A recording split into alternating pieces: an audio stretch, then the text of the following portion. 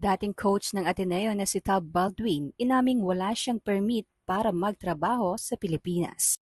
Mukhang proud pa at tahasan niyang inamin ng dating head coach ng Ateneo de Manila University men's basketball team na si Tab Baldwin sa Department of Labor and Employment o DOLE na wala siyang Alien Employment Permit o AEP simula pa noong 2013. Inamin ito ni Tab Baldwin sa hearing ng DOLE nito lamang Lunes, June 29, kung saan napansin ni Labor Secretary Francis Tolentino na wala ang pangalan ni Baldwin sa listahan ng Bureau of Local Employment ng mga foreigners na authorized na legal na magtrabaho sa bansa. At nang tanungin ng panel, isinalaysay niya na nakatanggap siya ng isang partially filled AEP application sa pamamagitan ng email noong 2015. Ngunit hindi na umano niya maalala pa kung ipinasa ba niya ang kompletong form.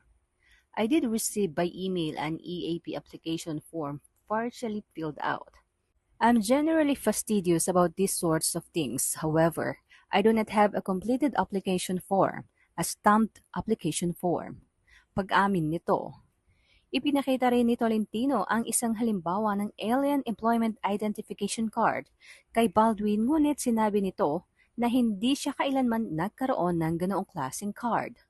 Dagdag pa ng dating head coach ng Ateneo, hindi niya umano alam na kailangan pa pala niyang kumuha ng AEP card at sinabi lamang umano sa kanya na sapat na ang pagkakaroon niya ng permanent residency para sa kanyang employment requirement. Binanggit din niya ang isang abogado na nagngangalang Dong Feliciano na siya umanong nagbigay sa kanya ng naturang payo.